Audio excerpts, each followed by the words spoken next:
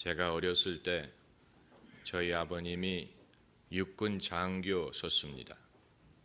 아버님은 저에게 군대나 전쟁에 대한 많은 재미있는 이야기를 해주셨는데 아직도 기억나는 이야기 중에 하나가 낙하산에 대한 것입니다. 공수부대원이 낙하산을 메고 비행기에서 뛰어내릴 때 남이 접어준 낙하산을 메고 뛰어내립니다. 대부분의 경우에는 낙하산이 펴지지만 낙하산을 잘못 접으면 안 펴질 수도 있다고 합니다. 그래서 모든 낙하산은 그것을 접은 사람의 이름을 기록하고 자기가 사용할 낙하산을 직접 접는 군인도 있다고 합니다. 제가 낙하산에 대해서 말씀드리는 이유는 여러분 중에 낙하산 접는 법을 배우신 분 계십니까? 없을 겁니다. 이건 소수의 사람만이 알고 있는 아주 전문적인 지식입니다. 우리가 수많은 세월을 학교를 다니면서 많은 것을 배운 것 같지만 이 세상에는 우리가 모르는 것들이 너무나 많습니다. 일평생 배우고 배워도 배울 만한 것을 다 배우지 못합니다. 우리는 잘 모르는 분야에 대해서 섣불리 말하려고 하지 않습니다. 당연하지 않습니까? 예컨대 낙하산을 접는 것은 상당한 전문적인 지식이 필요한 것인데 누가 여기에 대해서 섣불리 말을 할 수 있겠습니까? 제가 수년 전에 주일날 설교를 하다가 부정확하게 알고 있던 의학 지식에 대해서 예화로 말을 했는데 예배가 끝난 다음에 어느 성도님이 저에게 조용히 다가오시더니 목사님, 아까 설교 중에 말씀하신 그것은 사실 그것이 아니고 이것입니다. 이렇게 지적을 해주셨습니다. 제가 얼마나 창피했는지 모릅니다. 얼굴이 빨개졌습니다. 그러나 그건 당연한 지적이었어요. 제가 제대로 알지 못하는 것에 대해서 섣불리 말할 수 있는 것이 아니에요. 그것도 하나님의 말씀을 전하는 설교 시간에. 그래서 저는 제가 잘 모르는 것에 대해서 함부로 말하지 않으리라고 그때 다짐을 했습니다. 그런데 많은 사람들이 신앙에 대해서만큼은 자기가 많이 알고 적게 알고를 떠나서 저마다 자기의 의견을 말하려고 합니다.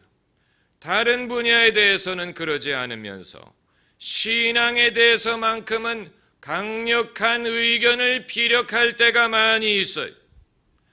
대학생 선교회를 창시하신 고 김준곤 목사님이 한 번은 어떤 사람과 신앙에 대해서 대화를 하는데 그 사람이 자기는 하나님을 믿지 않는다고 말을 하더랍니다. 그 이유가 하나님을 알 수 없기 때문이다 라고 말하더랍니다. 그래서 김준곤 목사님이 종이에다가 큰 동그라미를 그리고 이 동그라미가 세상에 있는 모든 지식을 뜻한다고 했을 때 당신이 아는 부분이 얼마나 되겠습니까? 극히 작은 부분이 되지 않겠습니까? 그러면 당신이 모르는 이 많은 데에 하나님이 계실 수 있지 않겠습니까? 이렇게 대답을 했다고 하는데 당연한 것이죠. 땅에 있는 것도 우리가 다 알지 못하는데 어떻게 하늘에 있는 것을 안다고 생각하겠습니까?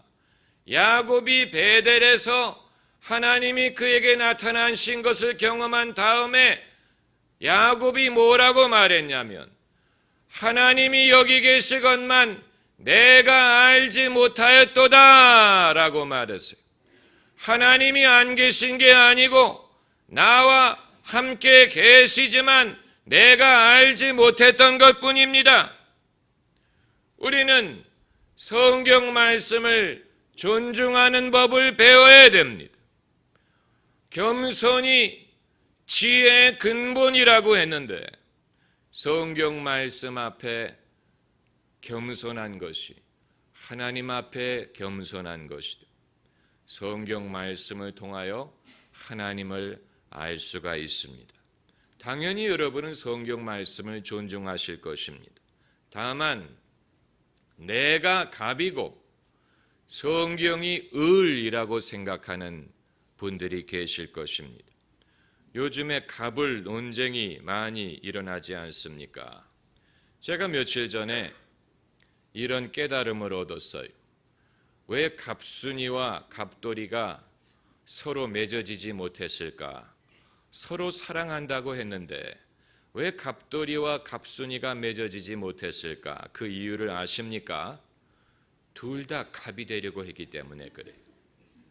한 사람은 을이 돼야 되는데 둘 다 갑순이와 갑돌이. 그러니까 서로 좋아는 하지만 맺어질 수가 없는 것입니다. 이건 그냥 재밌으라고 말씀드리는 것이지만 마찬가지로 부부관계도 마찬가지고 인간관계도 마찬가지예요.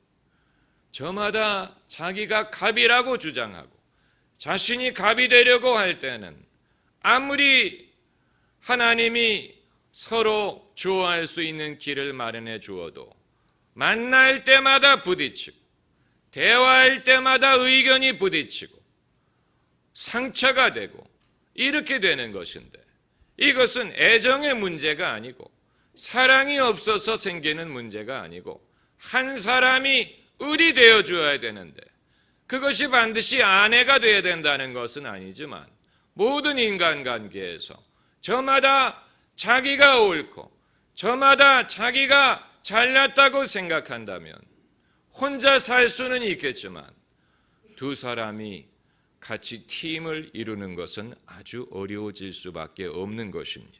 그런데 성경을 읽을 때도 마찬가지. 성경을 읽을 때 성경이 갑이 되고 우리가 을이 돼야 되는데 그게 아니고 내가 갑이 될 때가 많이 있습니다. 그건 무슨 뜻이냐면 내가 성경을 읽고 내가 성경을 해석하고 내가 성경을 이해해야 된다고 생각하는 것입니다. 그래서 때로는 성경 말씀이 할아버지처럼 따분하고 지루하지만 내가 들어드려야 된다고 생각을 하고 때로는 성경 말씀이 어린이 동화처럼 좀 유치하지만 그럼에도 내가 새겨서 거기에 의미를 부여해야 된다고 생각하는 사람들이 많습니다. 마치 성경이 나의 도움을 필요로 하는 것처럼 내가 성경의 의미를 부여하지 않으면 성경이 효과가 없는 것처럼 생각을 할 때가 있는 것입니다. 목사인 저에게도 그런 태도가 있습니다. 성경을 많이 안다고 생각할수록 내가 갑이 되고 성경 말씀이 을이 되는 경우가 많더라는 것입니다. 토마스 제퍼슨 같은 사람은 성경에 있는 모든 기적, 모든 초자연적인 기록을 삭제하고 자기가 이해할 수 있는 내용만을 따로 편집해서 소위 토마스 제퍼슨 성경이라는 것을 만들었는데 아마 그는 그렇게 해야 사람들의 의구심으로부터 성경 말씀을 구할 수 있으리라고 생각을 했을지 모르지만 그건 전혀 필요 없는 일입니다. 성경은 얼마든지 자신을 변론할 수 있습니다. 성경은 스스로 설 수 있습니다. 우리가 성경을 읽는 게 아니고 성경이 우리에게 말씀을 주시는 것입니다. 제퍼슨 같은 사람은 성경 말씀을 얕본 것입니다. 업신여긴 것입니다. 성경이 하나님의 영감으로 기록된 하나님의 말씀이라는 사실을 진지하게 생각하지 못한 것입니다. 그런데 우리가 간혹 가다가 오늘 본문 같은 성경 말씀을 통하여 깨달음을 얻습니다. 오늘 본문은 만나에 대한 성경 구절입니다. 만나는 이스라엘이 40년 광야 생활을 할 때 하나님이 그들에게 내려주신 양식이 만나란 말은 맛있다는 뜻이 아니고 이게 무엇이냐라는 히브리어에서 비롯된 것입니다. 처음 만나가 내렸을 때 사람들이 이게 무엇이냐 물어본 것이 유래가 돼서 만나가 그 이름이 되었습니다. 그런데 31절을 보면 이스라엘 족속이 그 이름을 만나라 하였으며 가시 같고도 희고 맛은 꿀 섞은 과자 같았더라 라고 말하고 있습니다. 가시라 하면 코리앤더로 더 잘 알려진 식물의 일종입니다. 멕시코 음식 중에 코리앤더가 포함된 음식이 있습니다. 제가 왜 이 구절을 지목하느냐? 여러분, 만나에 대한 이야기가 비유에 불과하다면 굳이 만나의 맛이 무엇과 같았는지를 기록할 필요가 없습니다. 여러분, 만나를 하나님이 정말 주셨다고 믿습니까? 아니면 그것이 어떤 영적인 진리를 말하기 위한 신화요 비유에 불과하다고 생각을 합니까? 만일 이 모든 것이 영적인 진리를 말하기 위한 스토리에 불과하다면 만나가 무엇과 같았고 그 맛이 무엇과 같았는지를 말할 필요가 없는 것입니다. 그건 무의미하고 불필요한 말씀이 되었을 것입니다. 그러나 성경이 만나가 무엇과 같았는지를 말하는 이유는 그것이 영적인 비유가 아니고 실제 역사적인 사실이었기 때문입니다. 만나를 실제로 맛본 사람들이 그것을 경험하고 그것을 증언한 것을 성경이 기록했기 때문에 만나가 무엇과 같았는지를 말한 것입니다. 그렇다고 만나가 코리앤더라는 말은 아니에요. 코리앤더 같았다라고 해서 같았다라는 말이 성경에 많이 등장합니다.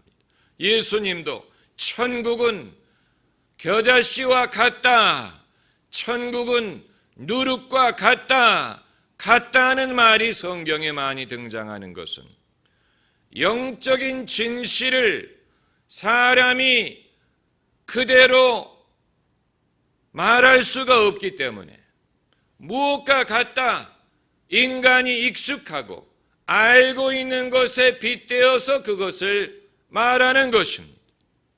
하나님의 보좌가 그 자체를 우리가 말할 수 없지만 무엇과 같다, 하나님 예수님의 말씀이 많은 물소리와 같더라, 무엇과 같더라, 이런 식으로 빗대어 말하는 것입니다.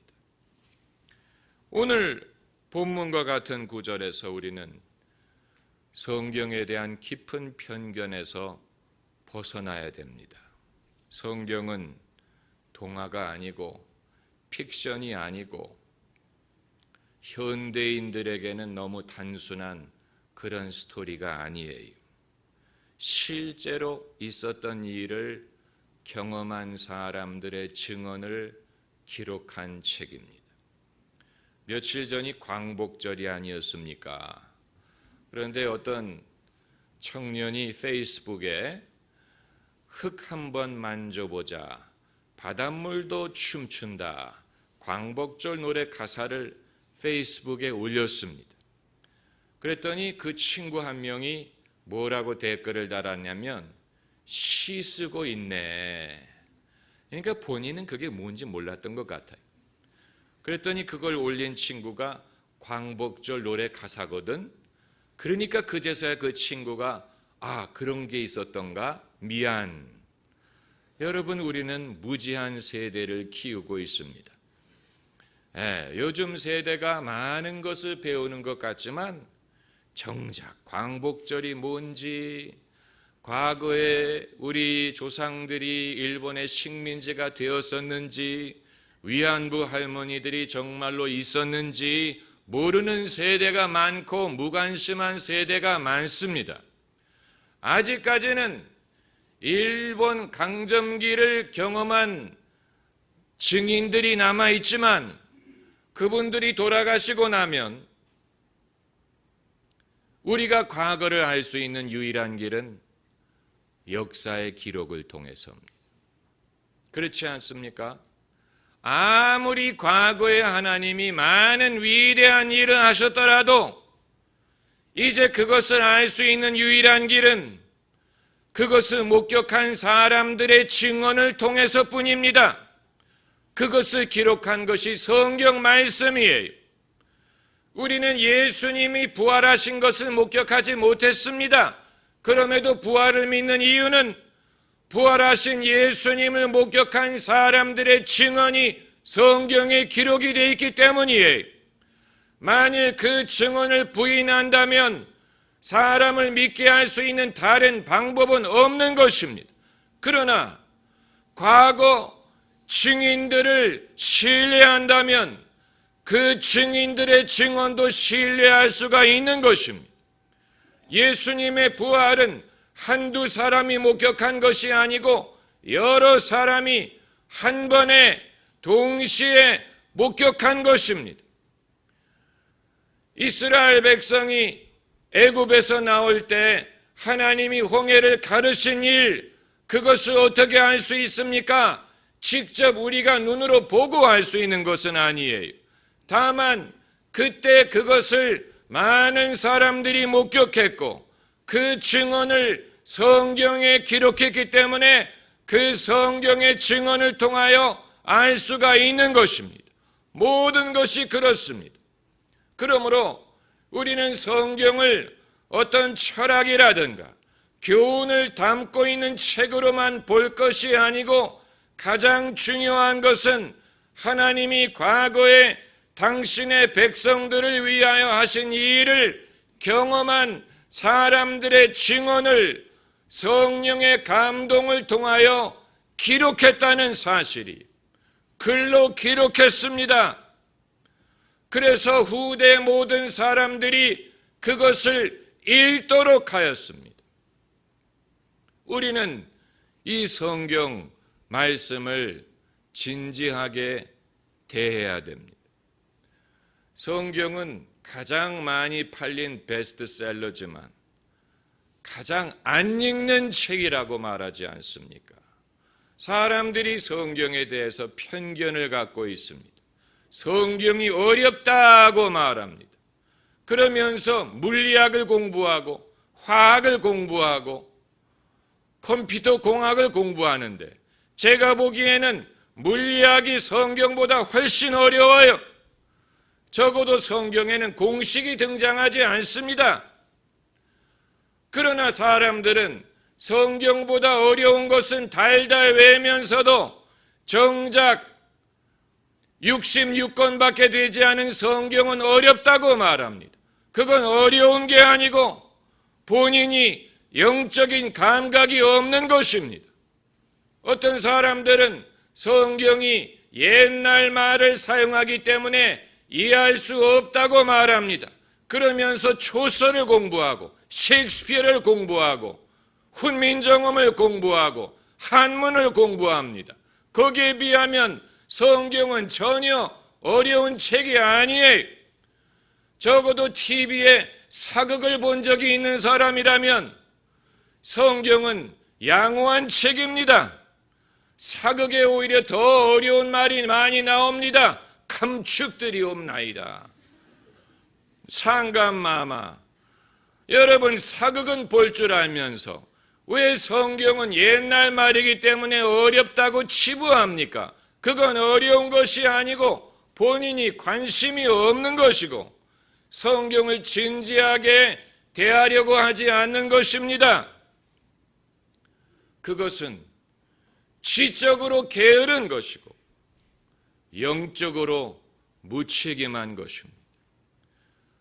성경을 보존하기 위하여 얼마나 많은 사람들이 성경 말씀을 베끼고 보존하고 번역하고 출판했는지를 안다면 우리는 성경을 예사롭게 볼 수가 없습니다. 여러분, 만일 우리가 성경의 기록을 통하여 과거에 하나님이 행하시는 일을 믿지 못하겠다고 말한다면 그 사람은 어떤 기적을 통해서 어떤 다른 경험을 통해서 믿음을 가질 수 있는 것이 아니에요. 예수님도 부자와 거지 나사로의 비유에서 그것을 말씀하셨습니다. 성경을 듣고도 믿지 않는 자는 죽은 자가 살아가더라도 믿지 아니하리라, 이렇게 말씀하셨어요. 저들에게 율법과 선지자가 있으니 거기에서 들을지어다. 그것을 듣고도 믿지 않는 자는 성경을 읽어주어도 가르쳐주어도 믿지 않는다면 죽은 사람이 살아나더라도 믿을 수 아니하리라. 놀라운 말씀. 여러분, 성경을 우리가 예사롭게 여기면 안 됩니다. 성경만으로 부족하다고 생각하면 안 됩니다. 내가 다른 화끈한 은사가 있어야 될 텐데, 어떤 기적을 행할 수 있는 능력이 있으면 좋겠는데 성경 말씀만 가지고 무엇을 할 수 있을까? 아닙니다. 하나님의 능력이 말씀을 따라오게 되어 있습니다. 할렐루야. 말씀을 따라옵니다. 마가복음 마지막 장 마지막 절에 저희가 두루 나가 전파할세 주께서 함께 역사하사 따르는 표적으로 말씀을 확실히 증거하게 하시니라. 제자들이 두루 나가 전파했더니 주님이 함께 역사하셨어요. 무엇과 함께 역사하셨습니까? 제자들과 함께 역사하셨습니까? 아니면 제자들이 전하는 말씀과 함께 역사하셨습니까? 둘 다예요. 제자들이 그냥 나가기만 해서는 주님이 함께 역사하실 수 없습니다. 두루 나가 말씀을 전파하면 주님이 함께 역사하셔서 따르는 표적으로, 그 말은 표적이 말씀을 따른다는 얘기예요. 우리가 나가서 말씀을 증거하노라면 표적이 따라옵니다. 능력이 따라옵니다. 성령이 따라서 역사합니다.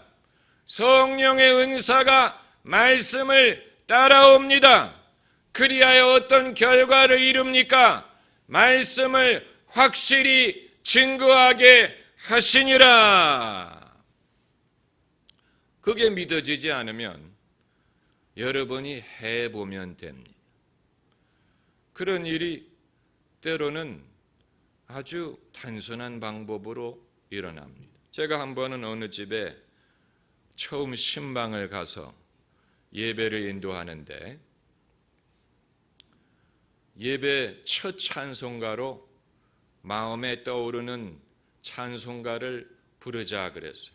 그랬더니 나중에 그 식구들이 말하기를 그 첫 찬송가가 그 집의 아버님이 제일 좋아하시는 찬송가래. 그래서 그 찬송가를 부르자고 한 그 사건으로 그분들이 감동을 받은 것. 어떻게 아시고 우리 아버님이 제일 좋아하는 찬송가를 부르자고 했느냐? 거기에서 하나님이 함께 계시다는 증거를 느낀. 여러분, 이게 굉장히 단순한 것 같지만 하나님은 우리를 설득시키기 위하여 필요한 방법을 사용하십니다. 우리로 하여금 믿음을 갖게 하기 위하여 필요한 방법을 사용하십니다. 어떤 사람에게는 죽은 사람이 일어나는 것을 봐야 믿음이 생길 수도 있지만 어떤 사람에게는 내가 5분 전에 생각했던 마음의 생각을 누가 말함으로써 그것만으로 충분한 증거가 될 수도 있는 것입니다.